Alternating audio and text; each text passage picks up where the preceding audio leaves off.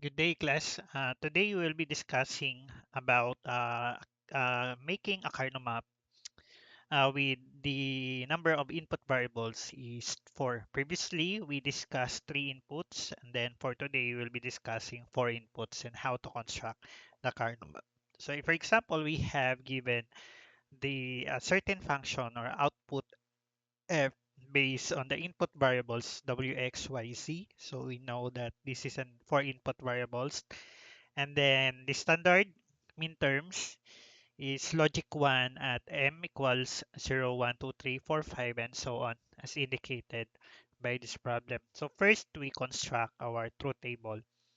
Okay, so we have 4 inputs. It means that we have 2 raised to 4. So we'll be having 16 combinations of the inputs. Okay, so we write for WA, we write first, draw our table, and then I'll be so we will be having 5 columns. That is W, X, then Y, and then we have say so we have W, X, Y, and then say, and this is for F or for the output, and then we should be having a 16 combinations. So this is okay, and then this is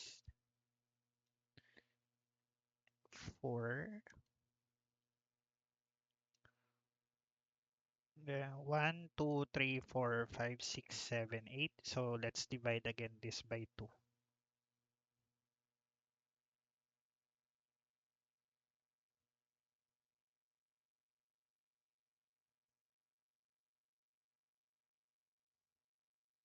Okay, so we have 1, 2, 3, 4, 5, 6, 7, 8, 9, 10, 11, 12, 13, 14, 15, 16. Okay, now we have to write our possible combinations of inputs. So let's start with Z for the rightmost. So that should be an alternating of zeros and 1.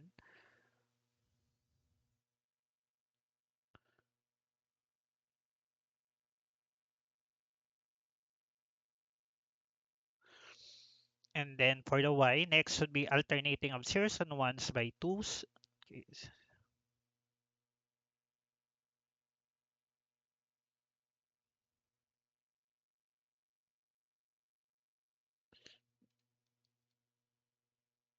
and then the alternatings by 4, alternate by 4s, 0,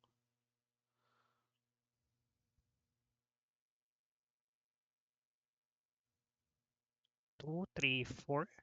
1, 2, 3, 4. And then alternate by 8s. So power of 2's parent class. So you have 1,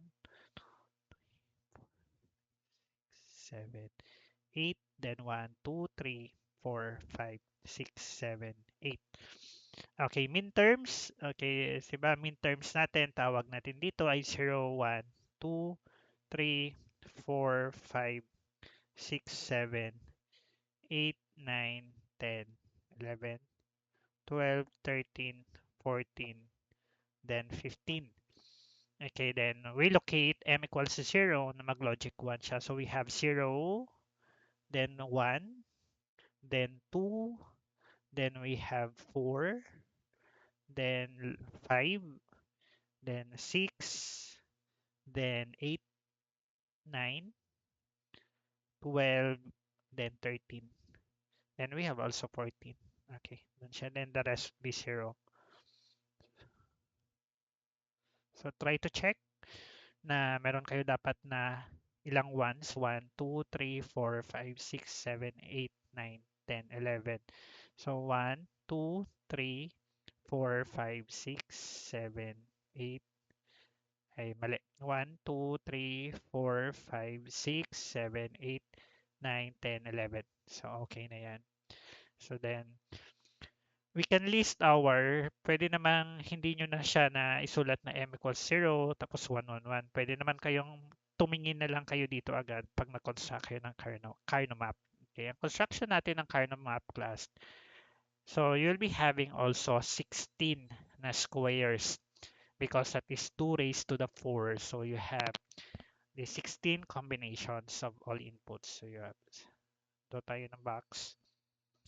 And then, hatiin natin.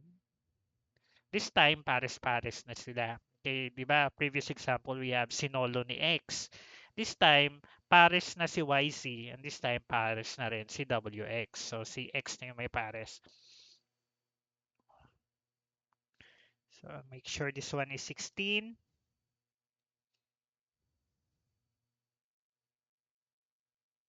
Then, draw a diagonal line here. Then, that signifies your WX here na mga inputs. And then, your YZ dito na mga inputs. Then sulat natin still the same zeros, 0, 1, then 1, 1, then 1, 0, then 0, 0, 0, 1, 1, 1, and 1, 0. Okay. Take note nyo to lagi. Ito, expression law kasi flip yan dito lagi. Okay. So locate natin ang ating m equals to 0. So sino ba ang nag-0? Okay, so that is a combination. Ito siya. Dito kayo tingin. That is 0, 0, and then 0, 0. Okay, so 0, 0, 0, 0. So that is 1. Okay, ibahin natin ang kulay para makita natin. That is 1. Then, saan pa siya logic 1? This one, dito. And then ito. So 0, 0 siya, then 0, 1. Okay, ito siya. 0, 1. Ang YC niya. Okay. Ano pa? We have M2. We have here. Sika ito. So we have 0, 0, WX 0, 0, tapos 1, 0, meaning dito siya. Yan. Then, sino pa si logic 1 natin? So we finished with 0, with 1, and then with 2 also. Then, let's go for 4. Okay, so we have 4. It means that's 0, 1 ang WX niya, meaning dito na tayo. Then, 0, 0, meaning dito siya. Okay. Then, we have, ito, tapos ito natin. Okay, the 4. Then we have 5. Okay, so ito. So we have 0, 1, then 0, 1. 0, 1, then 0, 1. Okay. Then sino pa? Si 6. Okay, so si 6. This is 0, 1, then 1, 0. 0, 1, then 1, 0. Okay, then we have here dito sa 8. Okay, so that is 1, 0, then 0, 0. 1, 0, then 0, 0. Okay. Then we have 9. That is 1, 0, then 0, 1. Okay, 0, 1. Ito siya. Then we have 12. 12, that is at 1, 1, then 0, 0. Meaning 1, 1, 0, 0. Ito siya. 1, 1, 0, 0. Then we have 13 at 1, 1, then 0, 1. Okay, dito siya.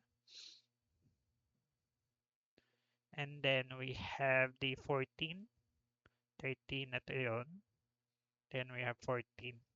So 1, 1, then 1, 0. 1, 0.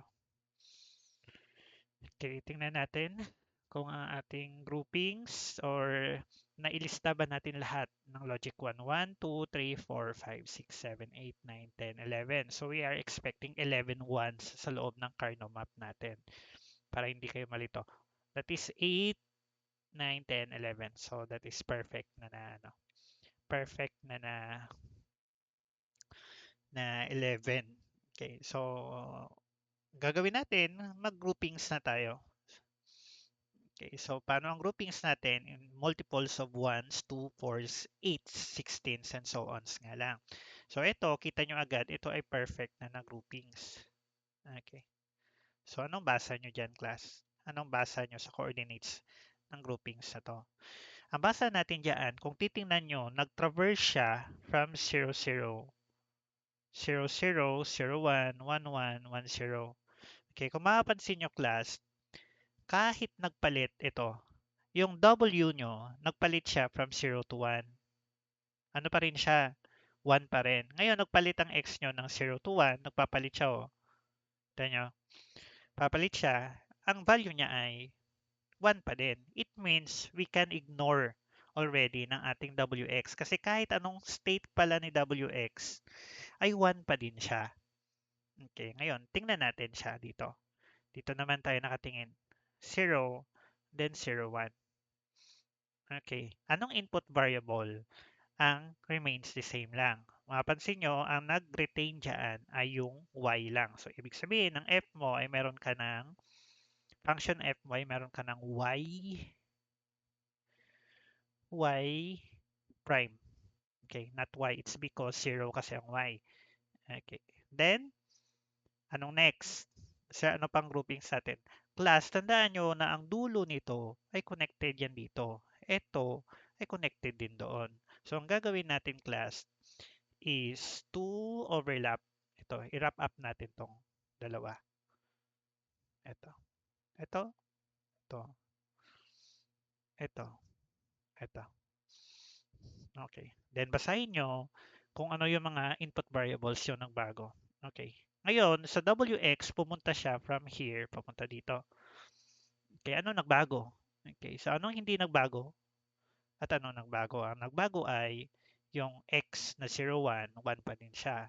Ang constant ay yung W. So, sulat mo dyan ay W prime kasi ang Y mo ay 0. And then, tandaan mo, may dito siya, papunta din dito. Okay, ano naman ang hindi nagbago? Okay, tandaan nyo klase ang pagkakaiba kanina sa unahan. Nag-traverse siya, meaning, dinaanan niya to lahat. Ito, mapapansin nyo, ito lang yon at ito lang yon. Hindi niya tinraverse to. Meaning, ang for comparison mo ng changes lang ay ito lang at ito lang. Okay, so that is 0, 0, then 1, 0. So that is Y and C. So ang hindi nagbago ay si C not. Okay, so that is C not. Okay. Okay na yan. And then plus. Pangatlo is sino to? Class. Sabi ko nga, pwede siya nating i-overlap. I-overlap class. So, pwede mo siyang i-overlap doon. Pwede mo din siyang i-overlap papunta dito.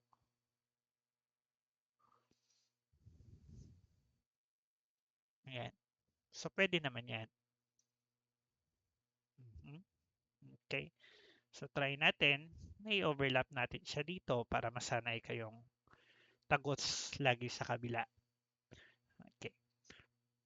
So, anong hindi nagbago? Ang hindi nagbago class, it is located sa the same row. So, malamang hindi nagbago ang kanyang W X. Tingnan mo. Aha. Pwede natin i-group at to class na hindi lang siya 2. Pwede natin siyang i-overlap actually. Overlap natin. Darker kong green. Pwede natin itong i-overlap. Kasi the more tayong maraming nag-group class, the more tayong maraming do don't care na literals. Okay, so meaning dito siya class involved. Okay, basahin natin. So meaning nag-traverse siya papunta dito.